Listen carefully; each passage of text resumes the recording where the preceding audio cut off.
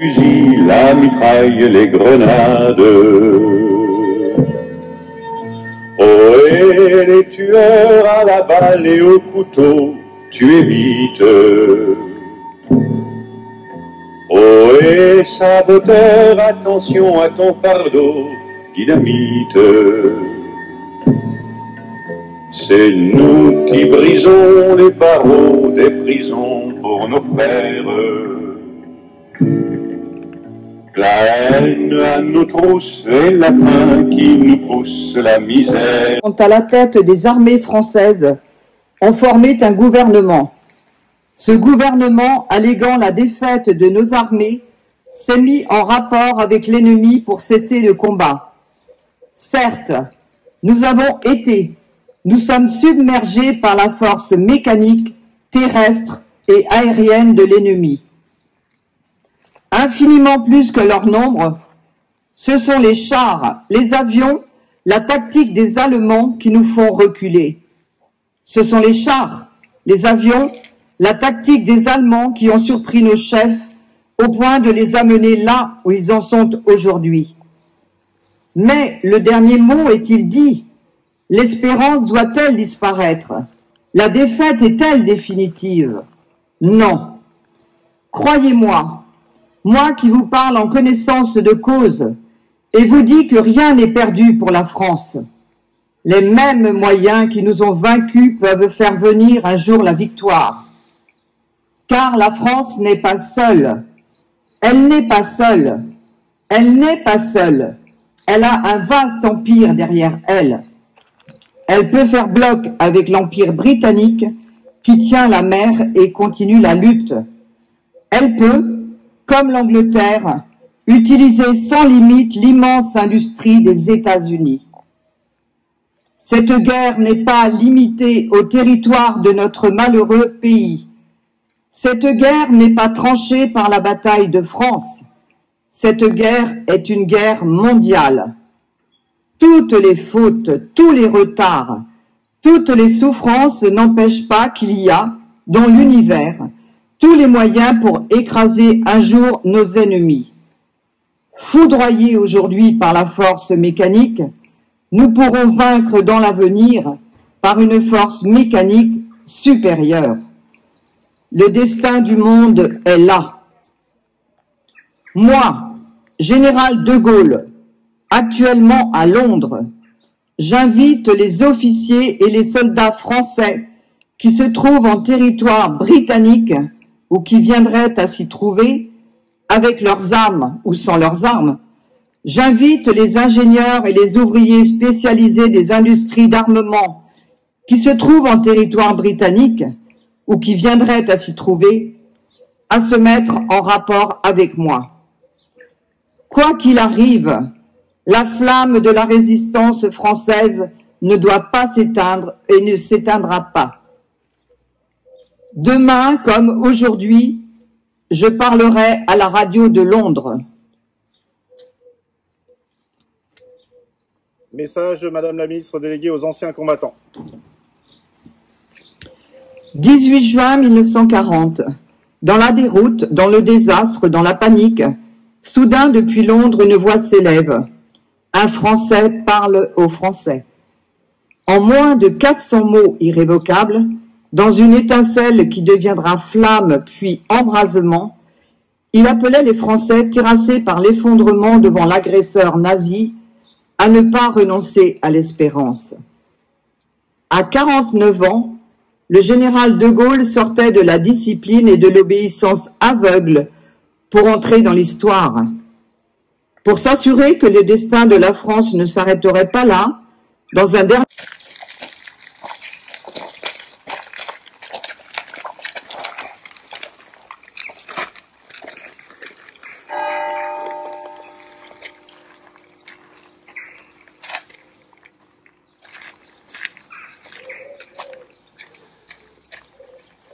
Aux morts!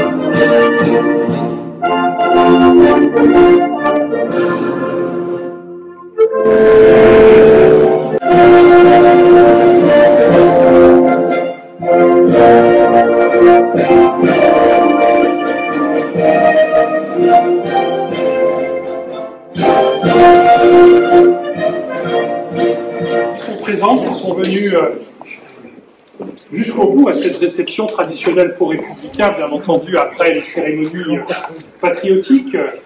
D'ailleurs, je m'interrogeais, je me demandais, pourquoi est-ce que je faisais pas ma petite intervention au monument aux morts directement?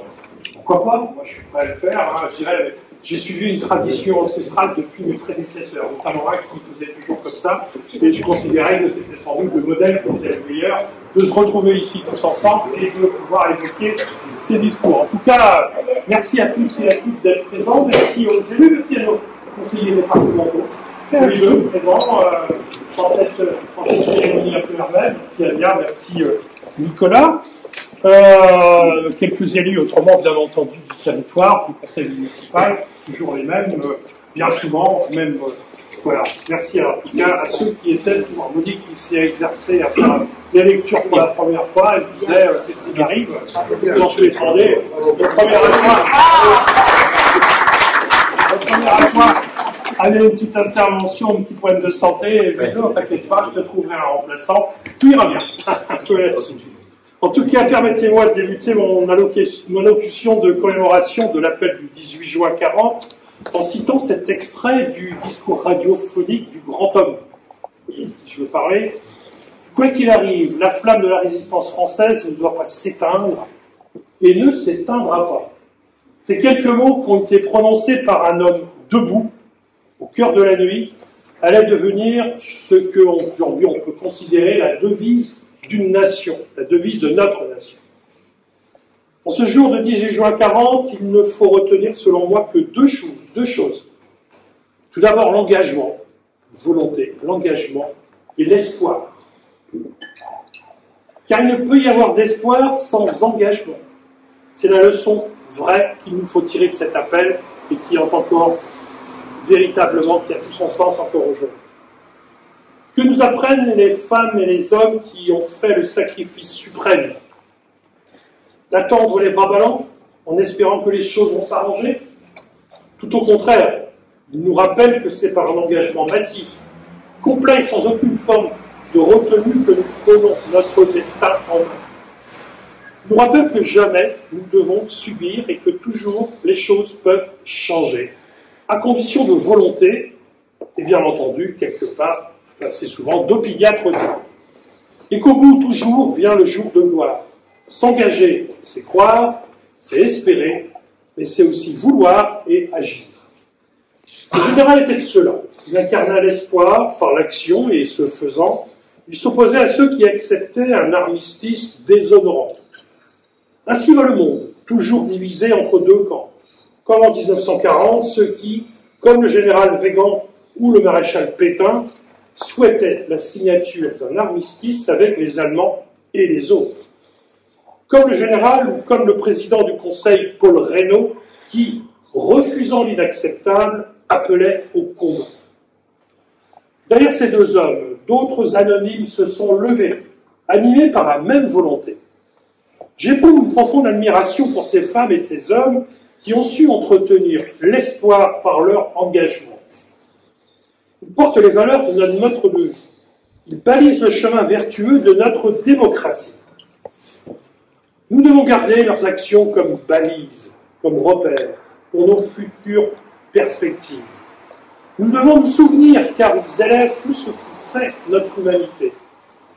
Et c'est face à l'adversité et au malheur qui se révèlent ou pas à ces qualités, à chacun le moment venu de composer avec sa conscience et de choisir dans quel camp il sera. Aujourd'hui, alors que nous connaissons des temps de guerre sur notre continent, ces combats intérieurs comme armés semblent étrangers à beaucoup trop de nos contemporains, de nos voisins. Nous aurions grand tort de croire que ce choix n'existe plus. Pour chacun de nous, dès maintenant, il appartient à chacun de se préparer pour se grandir, pour se tenir en haut de la vigie et permettre au courage de prendre le pas sur le sentiment d'abandon ou de renoncement. La paix bienveillante que nous connaissons aujourd'hui en France ne doit pas nous laisser dans l'illusion. Notre liberté, nos droits acquis restent fragiles et ne sont pas absolument garantis d'être immuables. Nous sommes autant d'hommes et de femmes que des combattants potentiels. Ceci pour défendre nos valeurs et notre patrie. Je renouvelle les vœux du général, d'espoir, engagement, et ceux de nous retrouver nombreux sur le champ de bataille, le cas échéant. C'est pourquoi, pour que demeure à jamais vivant le message du général de Gaulle, il nous appartient de le perpétuer dans nos engagements simples et concrets du quotidien. Sûr que, comme l'a écrit Georges Bernanos, les petites choses n'ont l'air de rien, mais elles donnent la paix. C'est dans tout le cas le sens de mon engagement politique, défendre et servir les valeurs de la République. Et je souhaite, au travers mon engagement, perpétuer le sens de l'appel du général de Gaulle. Mesdames, Messieurs, vive la France, vive la République. Merci.